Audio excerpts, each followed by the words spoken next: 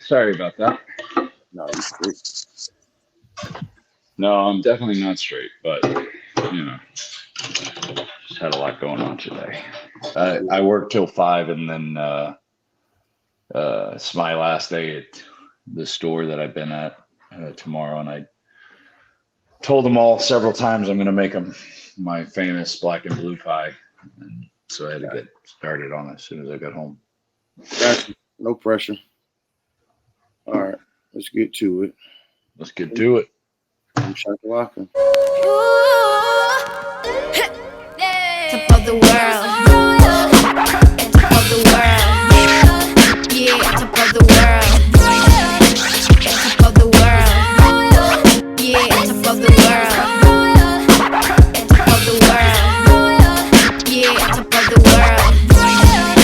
Top of the world. Yeah, top of the world. Welcome, ladies and gentlemen, to another episode of the Worst Ones Podcast. This is the podcast for us preacher's kids to come and be the absolute worst. My name is Rudy Wilson. I'm a preacher's kid. Terry Wayne is in the building. He's a preacher's kid. Janessa, Rowland is in the building. She's a preacher's kid. And Kellie Lee is absent today, but she is also a preacher's kid. So, how's everyone doing? How was your Easters? Janessa, let's start with you, Miss Honor Roll. So Easter is technically postponed to this Sunday. Yeah, it's a lot going on. My sisters, my niece Layla had volleyball tournament Friday, Saturday, Sunday. And then my parents, actually their 42nd wedding anniversary is tomorrow, or today. It's actually today. All right. And they are on vacation. Okay. So they had to fly out Monday morning. And then, of course, I had Theodore, my cat. I only had him at that point for like 2 days. So I didn't really want to leave him just in case he tore up my house. So we're going to do Easter this coming Sunday, dinner, resurrection egg hunt, and all the good family stuff. So, yeah, what's good? Hey, you can't be like resurrection egg hunt after you just said, well, somebody's playing volleyball and I got a new cat, so you can wait a week. Jesus. Well, actually, we were going to have it Easter dinner here at my house so that I didn't have to leave the cat. But then everybody else had, a zillion things going on. So it just made sense for everybody. But I did want y'all to meet Theodore, come here. Come here. Boo! Come here, we have company. This is Theodore. Say Theodore. He's so precious. He hazes me at nighttime. Oh, you want to see your cat cousin? I don't know if he's even seen another cat. Yeah. But he's the sweetest cat ever, minus he hazes me at night. Oh, look, Theo, look. There goes another kitty. I train mine like a dog, so he comes when I call him. Theo's not there yet. Yes, I know. Mine's obsessed with me. Mine's obsessed with me to like an unhealthy. As well, he follows me everywhere. I've stepped on him several times because he's on my heels. That's how much he follows me. You're gonna get over that. That happens. That happens. Tails get stepped on, feet get stepped on. Sorry. But I kind of like it. It's sweet. I feel like he's a little obsessed with me. I'm obsessed with him. Except at nighttime when he hazes me. That first night was horrid. He was so sweet in the day. At night, he was up at 12:30, 2, 4, 6, 8, like a baby.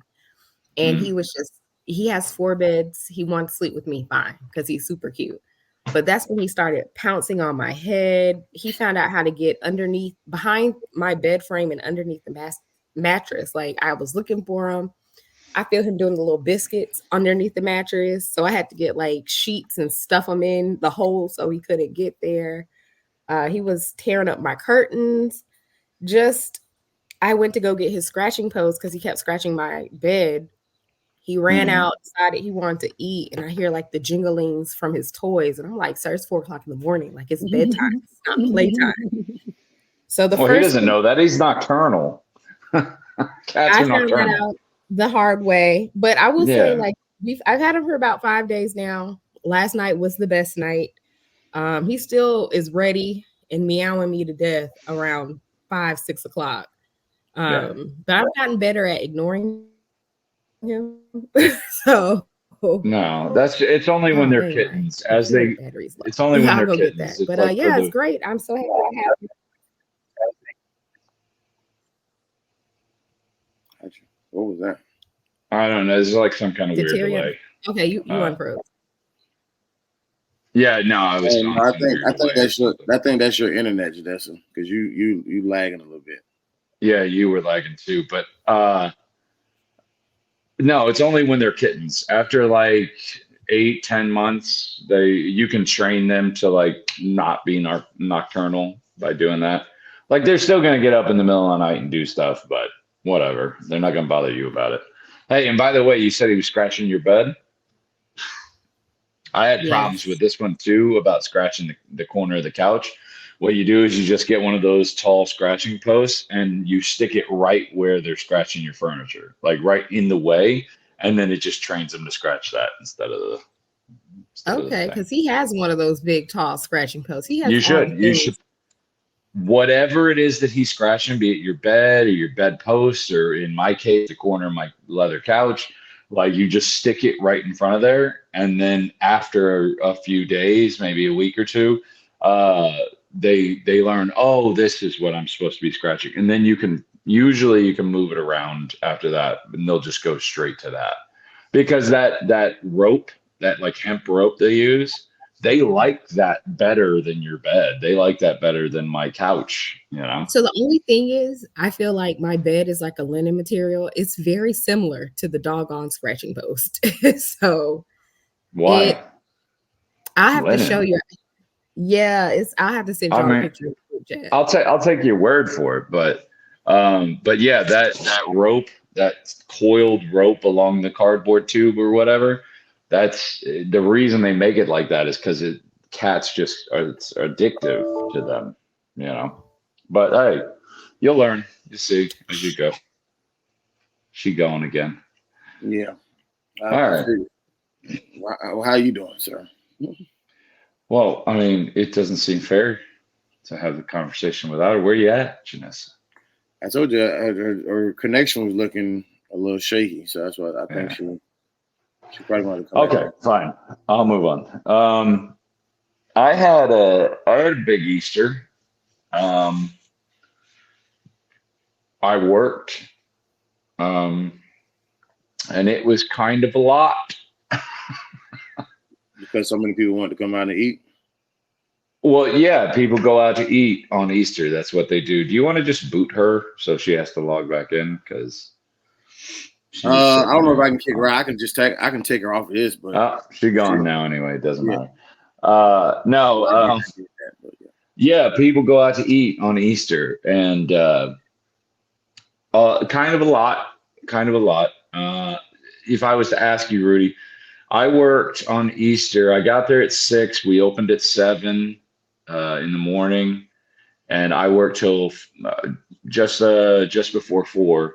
How many people do you think walked through that restaurant and got food between 7 a.m. and 4 p.m.? Take a guess. 2,000. Dude, you're right on the money. It was just over 2,000. Everybody, I'm so impressed by you, because everybody else I said like 300 to 400. The highest person said 500. And I was like, try 4 times. No, it was just under 2,100 people that came through that restaurant. And I was running the expediter position, which anybody who's ever worked in the business knows. Expediter, that's the one bottleneck for the whole restaurant between the kitchen and the wait staff. You have to check every order, you have to plate everything, you have to do everything. And so I can say that this past Easter Sunday, I fed almost 2,100 people, which was insane. Yeah. Let's try it now that she was gone. Janessa, I worked on Sunday. It's Easter Sunday. It's a big day for restaurants in general. People go out to eat a lot. I worked, we had customers from 7 a.m. to 4 p.m. that I was working. How many people do you think I served? 2,100. Oh, you heard it. You heard you say it just now. Yeah. Yeah. Oh, well, That's a lot that's of people though. boo. All right, you ruined my fun. But yes, it was a lot of people, and I mean, by the time I was gone, I was absolutely spent. And I've learned just from being back, I love the restaurant industry. That's why I opened one in the first place, is because I worked in a few restaurants when I was younger. And I love that fast paced, got to think quick, got to move quick, everybody stressed. Mhm. But for me, pressure and stress just makes me better, you know? Like, there's a jet called the XR-71.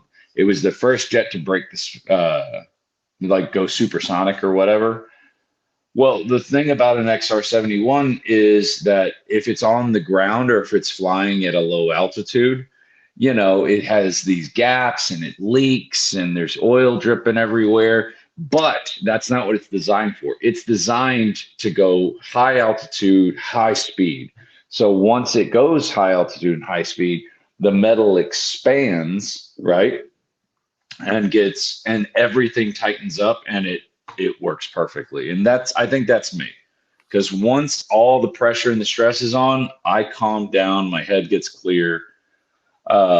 However, I have recently learned, and you could probably tell, when you work in that business on work days, even when you come home, you're still kind of manic, you know, because your brain is like used to firing on every cylinder and running fast, quick. So then I come home and I torture my wife because I'm still going 100, So it takes like a couple hours or maybe a scotch or something to bring it back down to like a normal 45 miles an hour. Yeah. So I'm still going manic now, even talking to you. So. Right now. Yeah, and I only guessed that number because at Planet Fitness, like a busier days, if we have like over 1,000 check-ins type thing. So I just kind of took that number and was like, well, let me just go a little bit above that because I feel like it's going to be a lot. So I know it's going to be definitely over 1,000. I'm going to just shoot for 2. So I said 2,000. Right. Well, it's. I just guessed what you said. You guessed. What you said? Yeah, because I said it. That's not a guess. You just parroted it back to me and ruined all my fun. I'm sorry. Blame the because I just told Rudy that nobody guessed it correctly, and he was almost 100% spot on. Well, I got it right. No, you didn't. You didn't. It's like Price is Right. You went over, so. Well, do it again on Mother's Day. Or whenever. Well, Mother's Day is the next biggest thing, so good for you. You guessed that. Hey, still on roll. At my restaurant, the busiest day by far is Thanksgiving, which I think is crazy, but whatever. Huh? I said I didn't know y'all were open. Dude, not only are they open, every single store brings a special refrigerated truck that parks in the back because they physically can't hold all the products they're going to sell. So they have an 18-wheeler come and hold product in the back. Like that's how busy it is.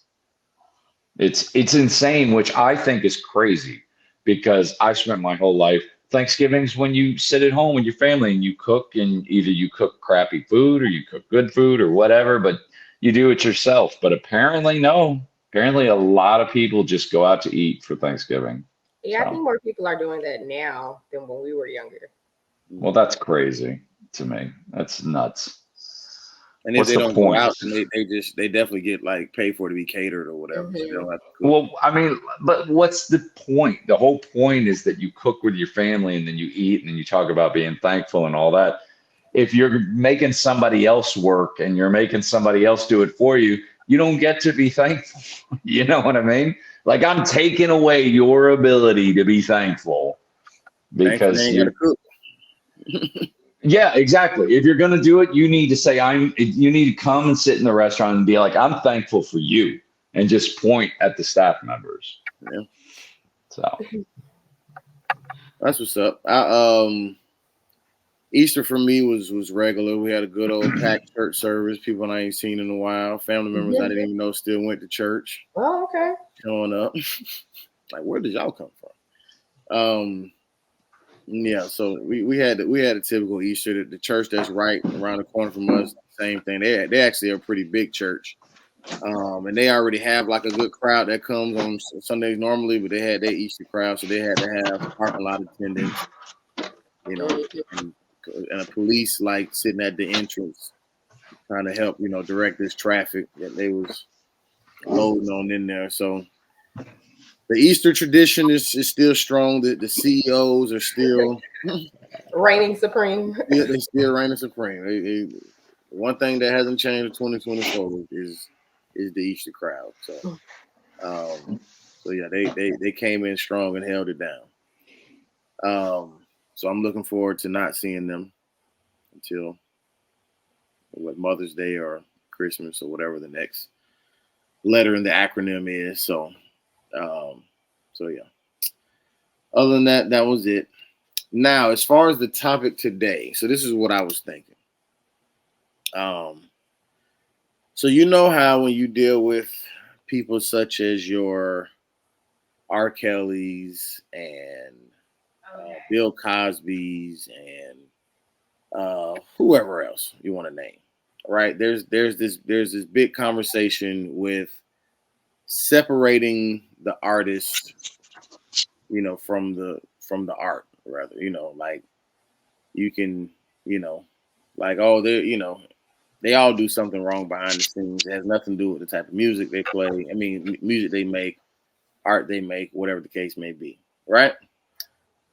So my question was, does that still, I guess, hold true when it comes down to preachers or even gospel artists? So to separate the preacher from the person. Because, and I mainly bring this up because, as most people know, Overseer Diddy is in a lot of trouble right now. Must we bring up Diddy? And this isn't really about Diddy. It's more or less about the fact that Bishop T.D. Jakes, his name is all like kind of tied in with him. But then also even just in general, like there's been other preachers and gospel artists who have done things that would be considered, shameful or sinful or abomination, whatever you want to call it, whether they've come out gay, whether they've, allow people to swag surf in their church, whether they've,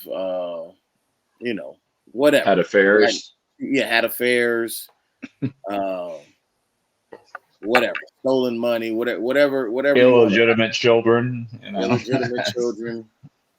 The list continues. So we can separate the artist from the art, but does that same qualification or does that same rhetoric hold true when it comes down to people who are in the God serving business, whether you're talking about preachers or even gospel artists?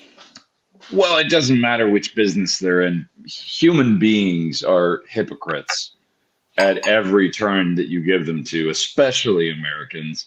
You're talking about separate the artist from the art.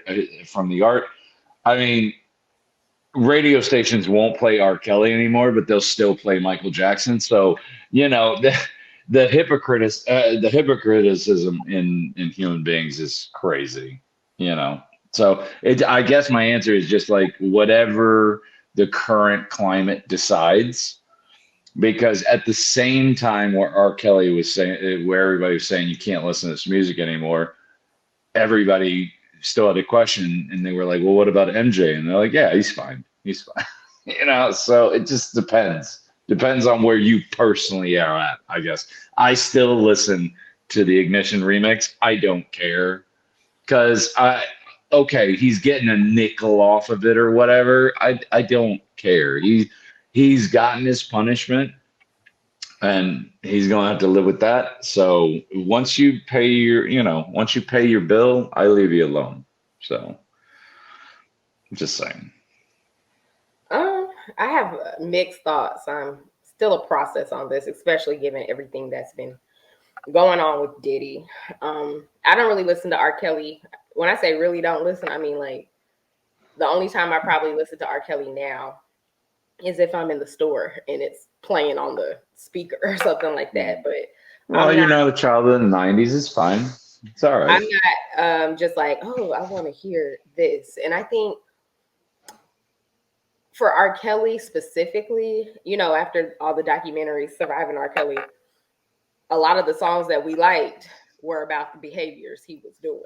Mm-hmm. And so to me, that's just kind of just doesn't sit right with me. When it comes to like preachers and pastors, once upon a time, I really used to hold preachers and pastors at this very high level. And I still do to a certain extent, certain extent. But now that I'm older and realize that they are very much so human too, and they're not perfect, I do have a little bit more grace. However, I still hold them to a high standard. And I understand, even though I might not agree with it, I understand we all make mistakes. But I guess for me, it's what do you do after you make that mistake? Is it you're truly repenting, you're truly turning away, you're really turning your life around? Or is it like, oh man, I got caught and I just happened to have a public platform and it just happened to be on the Shade Room and all the bloggers are talking about it. So now I just got to be a little bit more careful. And there have been some mega pastors or preachers who have had several stories come out, kind of what you were saying, like one child, all right, but then it'll be like the fourth illegitimate child later, and you're supposedly married from the fourth woman. Yeah, from the fourth woman. That's not cool with me, and I think I've gotten to a point in my own spirituality and just my own thing that I can discern, or I at least try to discern and pray for discernment on who I should be listening to and not listening to. It's kind of like a catch-22. On one hand, you do have some of these pastors and preachers who are wilding, but then also on the other hand, there's like 1,100 preachers and pastors. So if you don't rock with them, you could go find somebody who you do rock with. Mm-hmm. So that's kind of where I am. And I've talked about it before on the podcast. Like there's definitely certain pastors, preachers, artists who I'm just not really feeling. I wouldn't willingly choose to sit under their leadership or participate in their ministry. But that's also my choice. And so I, go where I feel like that's where I'm supposed to be. Mm. Now, I think the challenge though is, especially some of these mega pastors or the flashier ones or the ones who, intermingle the world with church under the guise of meeting people where they are or whatever they're justifying it as.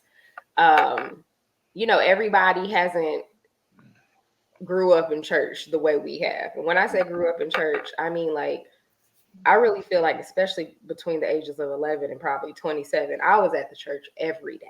Every day. You especially like that? Especially you like it? Mm-hmm. Especially, yeah. Especially. But I was at the church every day, whether it's for rehearsal, prayer meeting, planning meeting, Bible study, Sunday school, an event, a service, or something. I've, conference.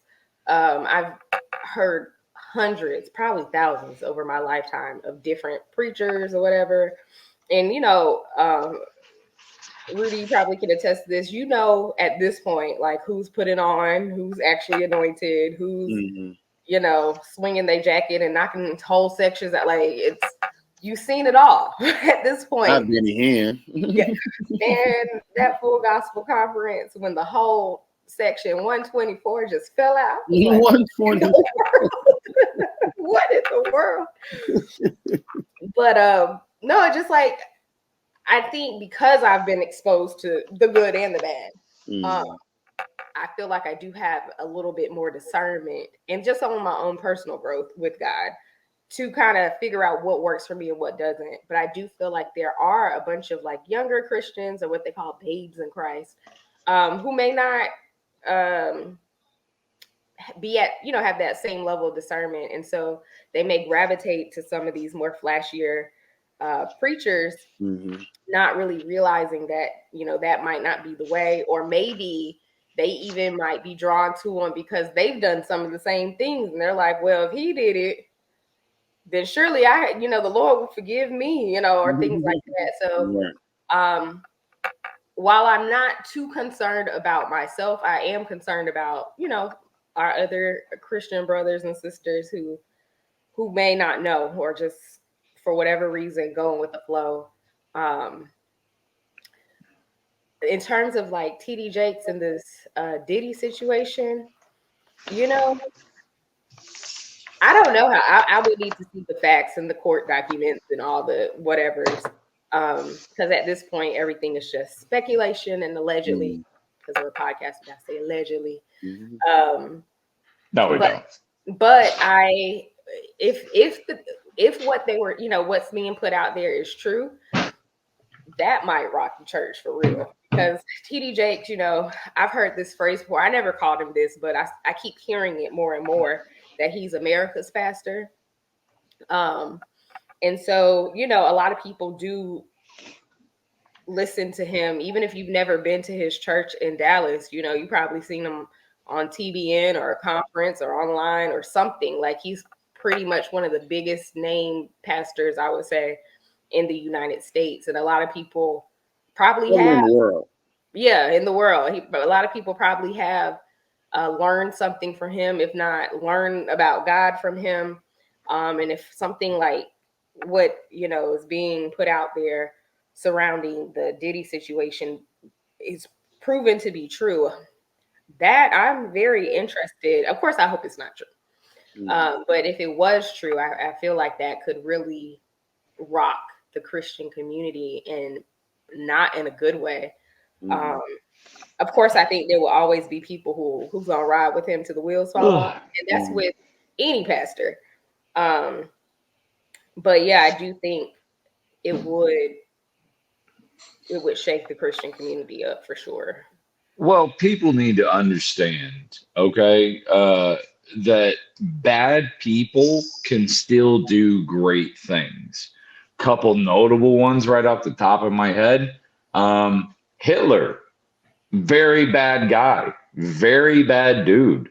You know what he also did, though? He invented the interstate highway system, which we use here today, obviously. Terrible dude, one good thing out of it. Ted Bundy, notorious serial killer. Do you know what he did before he was a serial killer? He worked at a suicide hotline and saved more than half a dozen people from committing suicide. Not to mention, after he was a serial killer, and he actually worked with the police after he was incarcerated to help catch another serial killer, kind of like Hannibal Lecter in Silence of the Lambs. So I'm saying, don't throw the baby out with the bathwater. Like, obviously, you got to put Ted Bundy to death.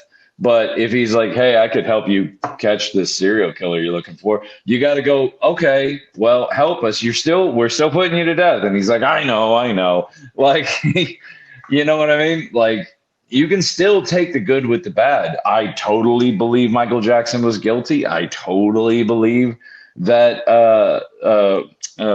you know who.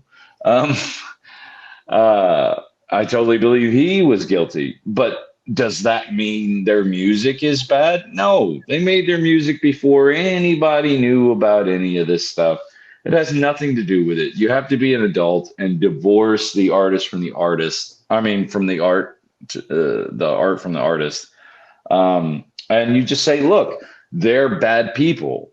R. Kelly got 30 years for his crimes. His debt is paid. When I hear stuff like this, and when I hear people say, well, you can't listen to his music anymore, I think, oh, okay, so you're one of those people that says, even though you go to prison, you pay your debt to society. When you come out, you're still garbage. And I don't believe in that. I don't believe in it.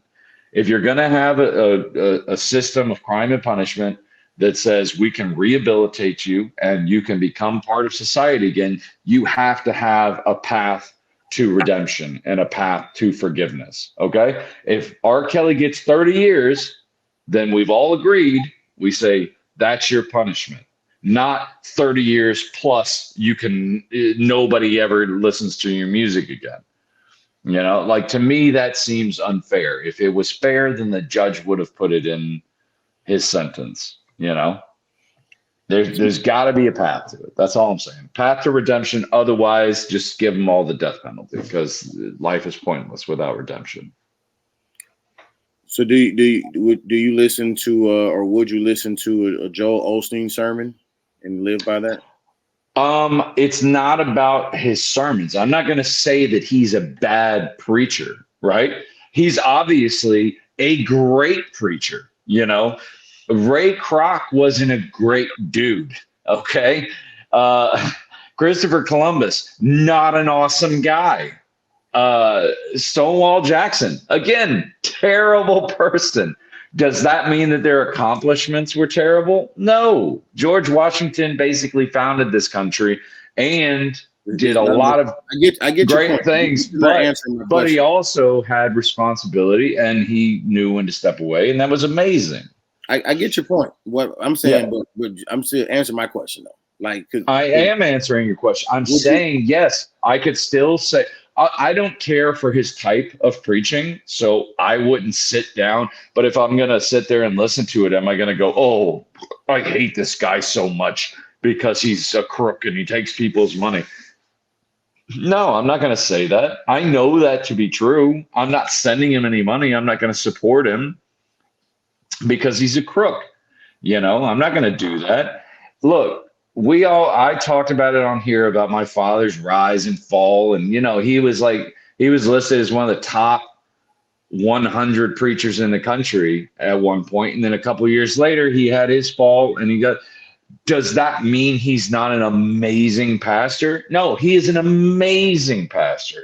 He is gifted and called for it and talented to the point where not even somebody as cynical as me can deny it. Like that was his reason for living. It was his purpose on earth. And even I can say, yeah, he wouldn't be as good at anything else in life as he is as that.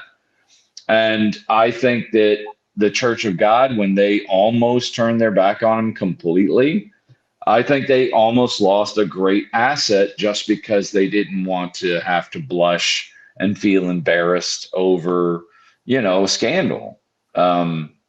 Because I've known a lot of lesser pastors that didn't make mistakes, didn't have falls, and got a lot of notoriety. And I don't think that's going to be, you know, beneficial to your cause at the end. You got to use all the tools at your disposal, regardless of whether it makes you feel weird and awkward. You know, that's my opinion. So that's where all these opinions of mine are coming from. Is that I can look at him and say, yes, he's a person. He messed up. He made mistakes, and it cost him dearly for more than a decade, you know, so he paid his price. But does that mean he's not an amazing pastor? No, he is. I have seen dozens and dozens and dozens of pastors over my life just because of him and, you know, traveling to different churches, white churches, black churches, all different denominations. I've gotten the whole litany of pastors, and I can honestly sit here and tell you, I can swear on everything that nobody speaks like he does. Nobody with intelligence and passion and zeal. I've heard a lot of fire and brimstone guys, but they don't have the intelligence. I've heard a lot of intelligent guys, but they don't have the fire and brimstone. He's got a mixture that just works perfectly. Gotcha. But I want you to answer my question without giving me examples of all these other people. Because I'm still talking about Joel Osteen, and then you keep trying to make these comparisons. I just said, yes, I would listen to his, yes, I could. No, yes, I could listen to his sermon. I didn't say you just listen. I said, would you listen and actually like use his sermons like it's something to live by? because of If he said something intelligent for once, then yes, I would. But I've heard some of his sermons. He doesn't hit me because again, he's one of the intelligent without the passion. That's his narrow lane, and he does very well at it. But it's not for me. So no, I wouldn't take his lessons because they're not meant for me. They're meant for little old ladies. You know. I don't know that, but okay.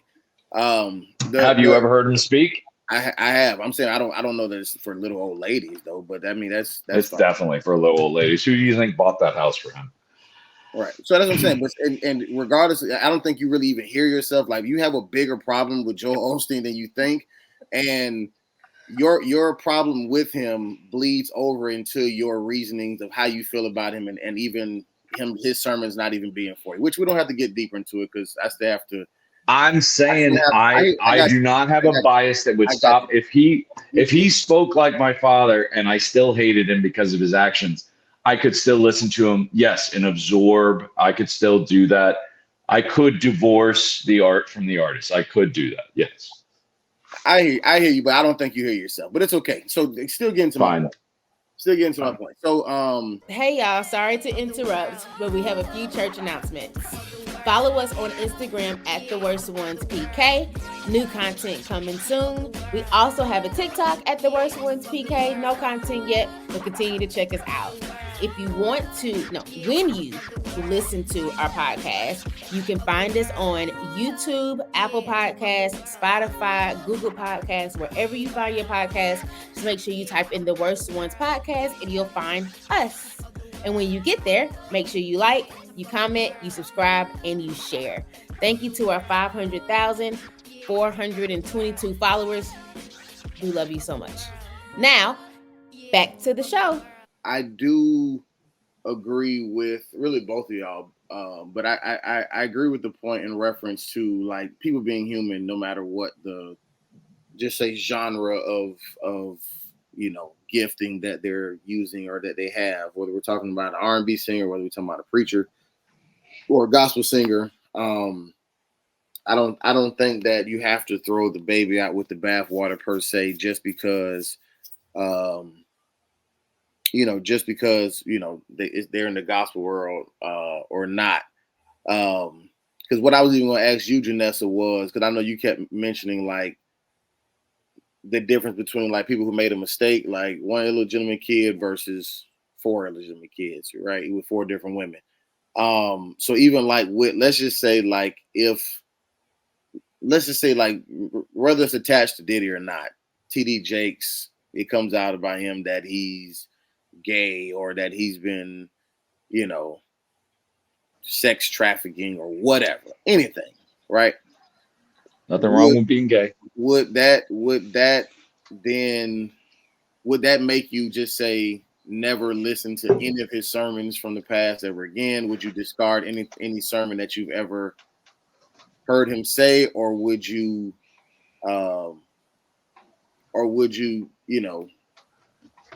I guess detach the two, the preacher from the person?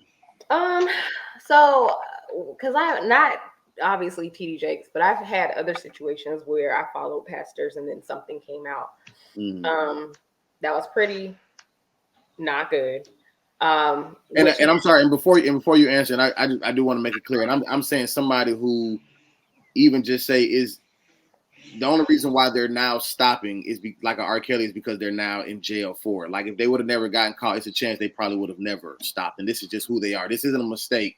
This is just who they are. Okay, go ahead. The preachers that I'm talking about, they did not get caught and they're still out here scamming people. Gotcha. But during the time where I was listening to them and participating in their events and stuff like that, I did at the time grow to a certain extent until I stopped growing because they weren't growing. And so I don't discard the benefit that I got from them at that time, but moving forward, I'm good. Like, I don't need to listen to no sermons. I don't even need to listen to the old sermons. Like, I got the lesson I needed to learn. And, maybe I do pray that they change their ways and whatnot, but I'm not going to continue to support or participate. No. Right. So I'm saying, so even going back to my hypothetical, if it was somebody like a TD Jakes, I'm using him because, and God forbid that whatever it might have been involved with is true, whatever like that. But just for the hypothetical question, somebody who has that level of, just say, impact, like, would you? I know how you said how it'll probably like rock the church itself at large in a bad way, but like, would that make you kind of discredit everything? Because just like with R. Kelly, he was like, yo, his songs lined up with his actions. Like, would you have that same type of feeling about him? Or would you be like, well, I respect him for all that he's done, but I'm just going to cut it off at this point? Or would you be like, everything he's done in the past is a lie? And I'd probably say the how could it be a lie? He said it. He admitted to it in his songs. The second option, where it was like, I respect what he's done, but moving forward, no. And I've heard this too before. I don't know how true it is. I'm not a pastor or preacher, but I do feel like, except for a few people, I think most people go into ministry with the right intentions, at least back in the day. I think in today's world, ministry is seen as a cash cow or a quick money grab or something like that. Joel Osteen. But I do feel like back in the day, preachers weren't, a fancy job. They wasn't getting all this money. They were actually probably one of the poorer people. Right. And so I do think at some point in the past, most ministers or people in ministry started out for the right reasons, and then along the way got mixed up in some things, or the fame went to their head, or the money got to them, whatever it may be. And I think even with TD Jakes, when he first started ministry, like, I've heard Sarah Jakes Roberts, I believe, talk about some of the struggles and how the church was small and how he was gonna stop preaching at some point because they had to pay for bills and stuff, and preaching wasn't doing that. And so I do think someone like him, like, especially in the beginning, it was about ministry. I'm not saying that he's gone to the dark side, but I do think that's been happening a lot more. And so that's why I'm not so quick to just say everything they did was just trash. Like, no. Well, nobody gets tempted. Nobody gets tempted like the pastor and his family. All right, hush him. Nobody gets tempted like the pastor and his family. Nobody. There's a reason why the devil comes after you first. Just saying. Yeah. So even going back to, I guess, the rest of my little thoughts and feelings towards it. I do know that, so discernment is huge. And I know we talk about that a lot on this podcast, and especially anytime these type of conversations come up, being able to discern is a very, very important thing, because you can trust somebody that has, just say, a good appearance who's actually doing you wrong, and you can also discard somebody who, you may know they're dirt, but they're actually, more of a help, and then vice versa. You can have somebody who's actually as clean as they look, and you can also have somebody as dirty as they look. I know, even just say outside of the church, I've definitely have had experiences where, or whether it was direct experiences or even just seen, people who just say maybe like a drug addict, who's currently a drug addict, tells, other people not to do drugs. You know what I'm saying? I've had thugs and street guys who, while they're in the streets, tell younger guys, don't get in the streets. Like, don't follow my path. Don't go get a gun. Don't try to sell drugs. And this is why this is a part of their everyday life. And so it would be hypocritical to say like, okay, somebody who's, just say doing wrong can't tell you the right thing, because I mean, I've seen it even outside of church. And even going back, even with like, just say R. Kelly specifically, same with Janessa. Like I've never been like the biggest R. Kelly fan. Like, I mean, of course I've heard his songs, but I mean, quite honestly, and maybe I just don't know music like that. I don't know why so many people consider him such a music genius. I thought he made great music, but when I hear the word genius, I think it's because you've done something so different that nobody else could think of. Which to me, the only thing genius I thought he did was the Trapped in the Closet series. Like I thought that was pretty genius. But in reference, you reserved the word genius just for Kanye. All right, I got it. I figured that out. Not really. But but to, Step in the Name of Love or songs like that aren't genius to me. They're just good songs. You know what I'm saying? Like I don't think he had a song called "Age Is Nothing But a Number." He told you what he was doing, right? And we all knew it. We just overlooked it. We just didn't care. He's just playing. That's what we did. We did that for 20 years. Well, no, we didn't think it was playing. I mean, people saw the video. They just didn't care. Yeah, they didn't care. But I'm just saying, when it just come down to the whole genius thing, like to me, Trapped in the Closet was the only thing that was considered genius. So like with him, it wasn't that hard to not listen to his music, because he wasn't never on my playlist in the first place. You know what I'm saying? The Bill Cosby situation, like I definitely was a big fan of the Cosby Show, but once again, you know what? Yeah. Hold on, let me finish. I'm sorry, I thought you were done. Nothing. None of these people just say who got in trouble, even with a Diddy. Like none of these people I've been so attached to that it would be hard for me to stop watching or listening to anything that they've done. But I just do find it interesting, which is why I brought up the topic, that it's easier to discard just say people more in the religious space when they've done something wrong versus somebody in the secular space. And not saying that that's right or wrong, but there is a difference. Like, you're held to a higher standard of not being as human when you're a preacher or a gospel artist versus if you are a secular artist. And maybe most people may make the argument, well, it's because the secular people, like they're serving the devil anyways or whatever like that.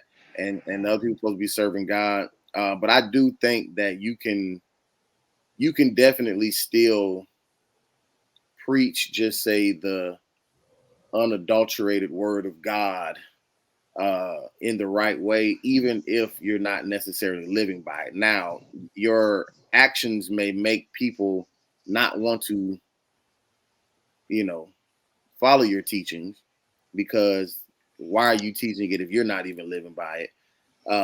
But I don't think it necessarily means that you can't do it.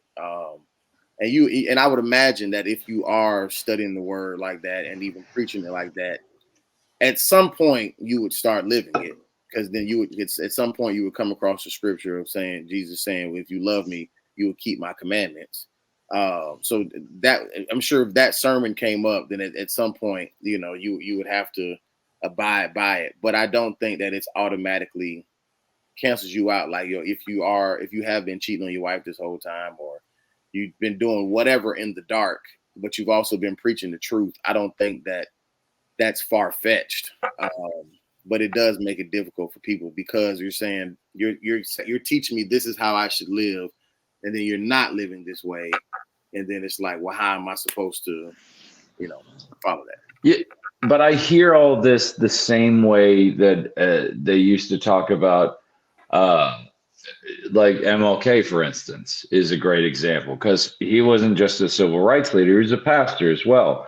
And you had Christian people in this country, right, saying, oh, well, you can't listen to him. Why? Because he's black. You can't listen to these words from a black person. That's crazy. You can't get a good message because of who they are, or what they've done, or what they're standing for. You know what I mean? Oh, no, forget his words. They don't matter because he's blank. He's this, he's that. I mean, that's what I hear. It's just prejudice. It's a prejudice against a person based on either their guilt for a crime or mistakes they've made or this or that. If you can't divorce what someone's saying from who they are, you're just being just as prejudiced as George Wallace was back in the but day. that's a little different, mainly because I don't think it is. I don't think at the end of the day, I don't think the mentality is different at all. I hear what you're saying, but it's different in the sense of somebody just say the color of their skin, something that they can't control, versus their actions, which they can. You know what I'm saying? So like, I get what you're saying, but at the same time, you got to remember those prejudiced people that were saying those things. They were saying he shouldn't even be a preacher. He shouldn't even be a leader because he should know better. He should know better than to try and be a leader because he's black. So, I mean, we can do this all day and go round and round. That's just because they had their own, just say, struggles with racism or whatever the case may be. No, they had personal bias, the same as we're talking about right now. Personal bias. But I'm saying, if you take away the fact that he's black, and then they just said, well, maybe we shouldn't listen to him because he had, he was like cheating on Coretta. That's different because he was cheating on Coretta. No, I know, that's why I brought it up. I'm saying, all right. I'm saying, but his actions and saying that doesn't line up with Christian values is different than saying the color of his skin, and that doesn't line up with Christian values. Prejudice is prejudice. It doesn't matter. But I'm saying, but prejudice is prejudging. Like, if somebody does something, I'm not prejudging them. You did it. I know. Fine. I'll change the word. Biased is biased. You feel like, but I'm saying, but once again, being biased because of somebody's race and being biased because of somebody's actions is two different things. You having a race issue, you're gonna be in the wrong regardless of what time of era we're in. Why? What makes that different? Because if MLK would have been in the Nation of Islam, or one of the Mormons who say it's okay to have multiple wives, who says it's okay to have multiple lovers, then he wouldn't have been doing anything wrong in the first place. We're not talking about that. You said Christian people in this country who had a problem with him because he's black. So what I'm saying is those Christian people who had a problem with him because he's black are already not going by what they say they believe in, because the Bible doesn't say dislike people for the color of their skin. It brings unity and says that we all come from the same thing. So if you obviously missed that scripture if that's what you're leading with in the first place. Not you. I'm saying the people in the country who have this bias. But if you look at a Christian and say, now I don't want to follow him because his actions don't line up with the word in which what I say I believe in, which is committing adultery, whatever the case may be. I'm not saying that we should judge Martin Luther King, but I'm saying, but they would have a better argument if that was their stance versus just the color of his skin. That's why I'm saying it's different. Like they're definitely wrong, but it's still two different approaches. That may be true, but I'm just going to put a fine point on it. Bias is bias. It doesn't matter what you're doing it for, whether it be race, culture, religion, sexuality, whatever, gender identity. We can do all of them. Bias is bias. If you can't accept the words from a terrible person, right? If they're good words, here's a perfect quote. Great quote. One of the greatest quotes I've ever heard. It's better to spend one day as a lion than a lifetime as a lamb. That's a great inspirational quote. You know who said it? Mussolini. Pasta Hitler. That's who said it. But it doesn't mean it's a bad quote. It just means you shouldn't say it out loud to people because they'll get the wrong idea, because other people are biased. They can't separate a good idea from a terrible person who had it. And I think we'd get a lot further in life as a species if we would learn how to divorce terrible people from good ideas. That's all I'm saying.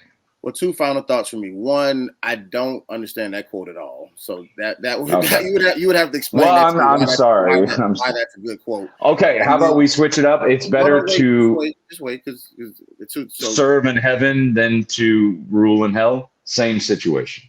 Once again, I don't see the comparisons with those two. So the one day as a lion versus a lifetime as a sheep, I don't get how that I don't get it. But then also, I also would need the proof about the whole Hitler and the highway thing, because I looked it up while we were on here. I didn't find it. Not saying that you're lying. I just may not have looked in the right place. But I'm saying so even with that, I don't want to just be spewing out things as facts and we don't. It is. We're putting out misinformation. But I looked it up. Wow. Did Hitler invent the highway? And he essentially said no. But but nonetheless, yeah. So once again, I don't get the quote. I can't confirm nor deny fully the Hitler interstate situation. But either way, I'm with you in the sense of, like I said earlier, I've had street dudes and drug dealers, while they're in the midst of being street dudes and drug dealers, tell me, don't sell drugs, don't be in the streets. You feel what I'm saying? And they're actively in it. So I do get that somebody who is doing something wrong can steer you in the right direction. But at the same time, when it comes down to just say, preaching the truth and then doing the complete opposite of what it is that you're preaching, especially when it comes down to the Bible, I'm not saying you can't do it. I just understand why it's hard for people to then follow you, because it seems like you don't even believe in what it is that you're telling me to do. That's right. Because if you're a good, you can't be a good therapist if you go to therapy. Is essentially what you're saying. No, your comparisons are really off. But that's all right. Sorry. Well, you're saying you can't. You're saying, like, if back in the day, if my dad was to go, you shouldn't cheat on your wife. Those words are meaningless to somebody he's talking to, because he doesn't follow his own path. So the path is just garbage. No, that's what I'm saying. What I'm saying is your dad is definitely qualified to make that statement. Just like the drug dealer was qualified to tell me while they're currently, I see. While they're currently selling drugs, hey, don't sell drugs. But, no, I get what you're saying now, because I say the same thing all the time. Nobody worries about getting stolen from like a thief, because they know people steal because they steal. So they're always worried more so from being stolen because they know it exists. So I get what you're saying. And a drug dealer is probably the quintessential person that you would want to talk to about not doing drugs, because they see it every day. So I get what you're saying. Not even not doing it, but them even saying don't sell it. Like, they're saying don't join this life that I'm currently in. And so that's what I'm saying. Like, so yeah, I can take that message from you, because you're telling me, like, yo, I already know what's out here. It's dangerous. Do something better with your life. I feel like a preacher can do the same thing, but people put more weight on the preacher, because in the connection to just say religion, following Christ, stuff like that, people just they have more expectations. So it just makes it a little harder for somebody to take the advice of somebody who's doing the opposite of what they're telling you to. It's expectation. Right. That's what it is. It's expectation. You're supposed to be the one good thing in the world, and people get demoralized when their preacher falls. They get demoralized personally, like they did something wrong, or like they're being hurt personally. It's not a guy who messed up. It's their guy. You know what I mean? Yeah. So I totally understand that. I totally get that, because people get emotionally invested in their preacher. They get emotionally invested in their preacher's families.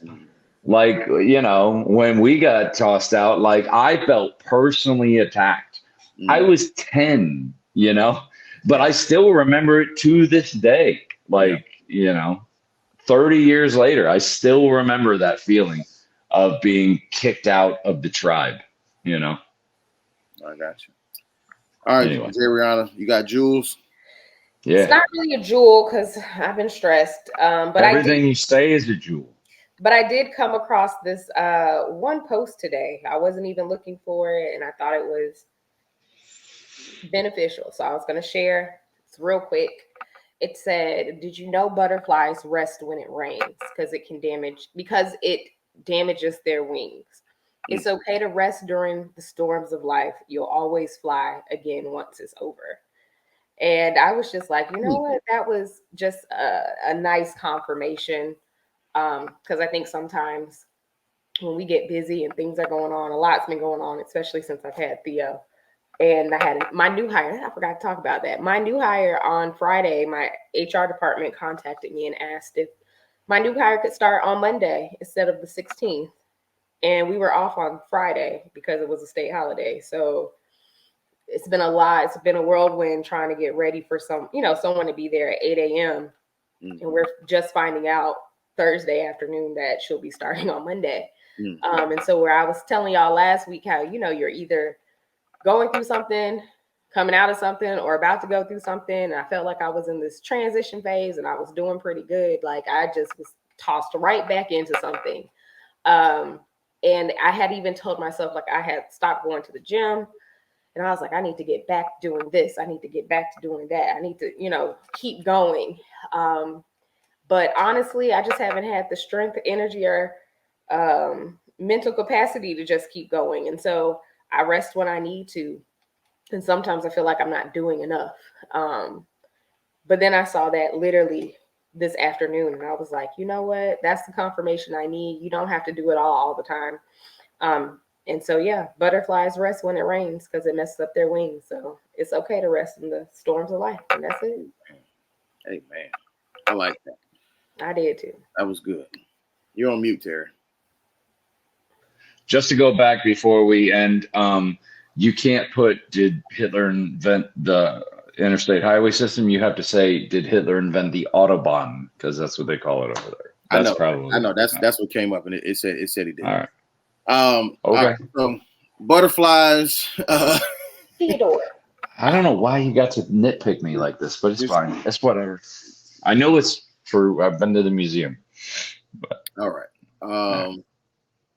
If you guys want to attempt to follow Princess Kells, you can. Good luck. You can try. Probably won't be able to, but she is at Princess Kells, the number 51. Her page is on private. She is persona non grata. Y'all can find me at JRihanna _. We have fun over there. And Theodore will probably get a page at some point. But I'm just trying to keep him off the furniture right now. So. Janessa is very grata. Y'all probably heard me keep saying, "Stop, Theodore. Get off, Theodore." Or turning the camera off because I had to go get him. It's at Terry Wayne Comedy on all social media platforms. I will be starting my Nashville comedy career here soon. I've got the itch. I've written 5 new bits on stuff, and every day that I don't do it. So once work settles down a little bit and I get a little bit of freedom, I will be in Nashville at Zany's. I've already talked to them, so they tell me like I can rock through, when it all gets settled. So come out and see me then. Also, you can get the book Unclaimed Ashes on Amazon. I'm happy to announce, the sales are starting to tick up a little bit. The more and more I meet people and tell things about it, starting to see it a little bit. So throw me in your prayers for the book to sell, because I put a year of my life into it, and to write it and edit it and everything else. And I did it the right way. Gave in to everybody's demands, but I would like to see some kind of return on that investment. So there you go. Good deal. And our producer at Risa _G. Follow her on IG at that handle. Thank you guys as always for watching and listening. We appreciate the consistent support. We hope you guys enjoy our little conversations that we have here. And until next week, man, we the worst ones. We are out. Top of the world.